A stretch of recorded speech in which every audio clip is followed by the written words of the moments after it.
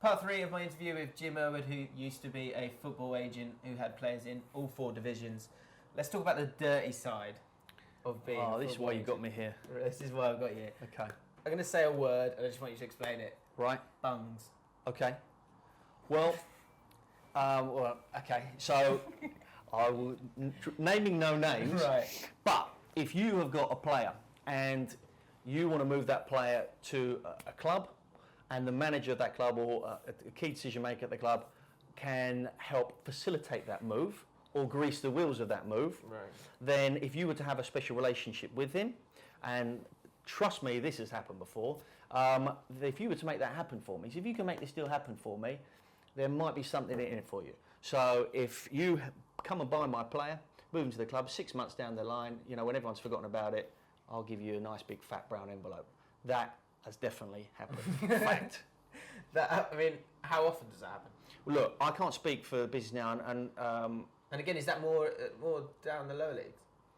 I think now people, it's just, if you're going to do it now, you're going to be in a whole world of trouble. And I kind of think it was more prevalent back in the day, and it's well publicised. I mean, the big red tops were onto it, so they knew it went on. You'd like to think it doesn't happen now, but there's always someone who thinks they could probably outsmart the system, and you know, sometimes it is untrackable. If I'm to do a deal with you, and then I'll pay you in 3 years' time, you know, at a service station north of Leeds, it's going to be tough for anyone to track that. Yeah. So you know, potentially it does go on. Ask Michelle Platini that one though. Yeah, well there you go. If it happens at, if it happens at FIFA, why can't it happen, you know, in England? 100%. Next one, tapping up. Yep. That seems like for me that seems like just an obvious one that you can't trace. Yeah. But there's generally this feeling of outrage if something like that is happening. How prevalent is it? Well, there's tapping up on 2 levels. I mean, strictly speaking, as an agent, and I represent a player, and I go after another player who's represented by agent, the rules were in place that you couldn't do that. I mean that is the biggest load of waffle I've ever seen in my life.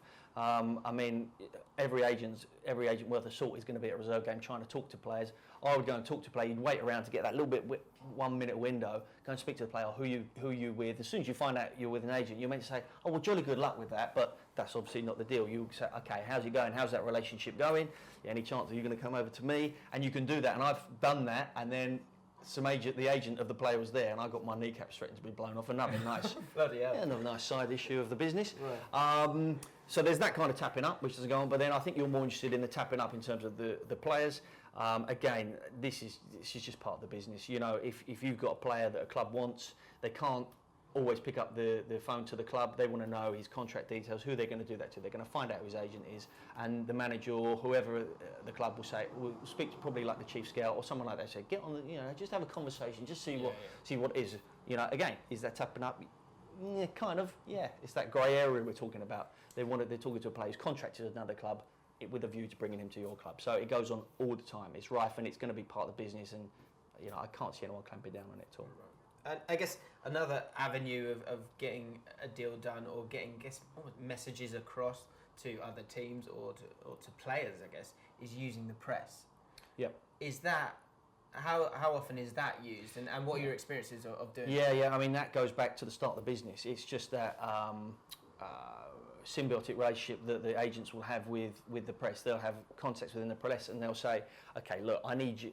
And let's say, and I've done it. And if you've got a player that you want to renegotiate for, or you do want to move on, let's just say you want to move him to Cardiff. You back when Cardiff and Swansea were on a parallel, you would have given away who this is then. Have a little bit, haven't I? You would get Swansea. You would speak to the press, say Swansea are interested in that player, and with a view to hopefully that will spark.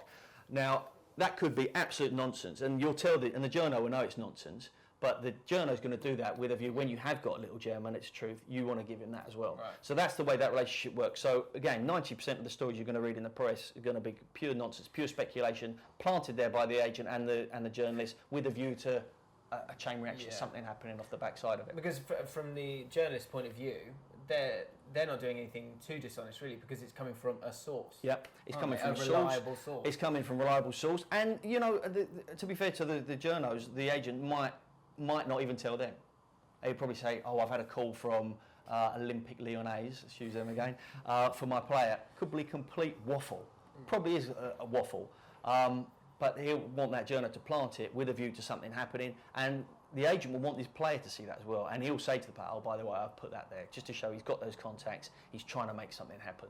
So again, that's a very engendered part of the job. Make sure you've got those relationships with journos who are going to do those favours for you. Quid pro quo. You tickle my tummy, I'll tickle your tummy. That's a Jimmy phrase. Yeah, you can have that one. Yeah, you tickle my tummy, I'll tickle your tummy. As long as there's no brown envelopes involved, we're not doing anything wrong. Right. So I guess so to finish up, 2 questions. Firstly, should fans be angry at agents? Well, tough question. Piers Morgan.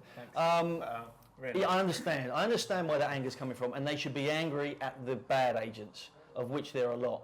But again, you have to understand there's a need for agents, so they're going to be around because that player needs that contract advice. He needs that agent to be doing these things to help him leverage that relationship with his club or move. So they're going to exist. You know, and a lot of the stuff, you see a good agent and he's doing good work for a player and he's helping cultivate that player's career. It's not good for you as a fan because ultimately it means he's going to move that player on.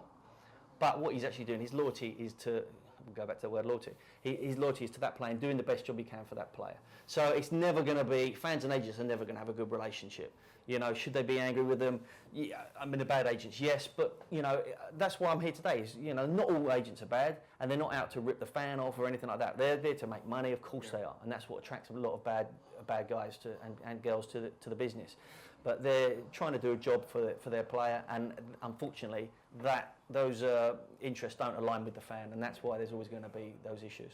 And finally, if someone was out there who has decided now they want to be an agent, don't bother.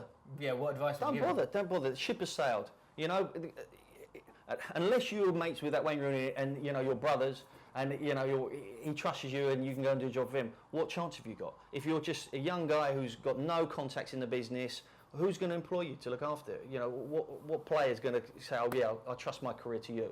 You know, the players, they want to advance, they want to get more money, they want to play for bigger clubs, they want to go to the biggest and best agent who can do that. It's not always the smartest move. As I go back to you, they should probably go to the agent who's hungry and will pick up that phone for them. But don't bother. Don't bother. There you go. Cheers, Jim. Cheers. Thanks for having us. You might not be the biggest agent out there, and you might not be the best agent out there, but you can be the best agent for a certain player. Now, I've had a couple of players like that, and like one of them was Ashley Williams. I wasn't the best agent at all. I didn't work for the best agent.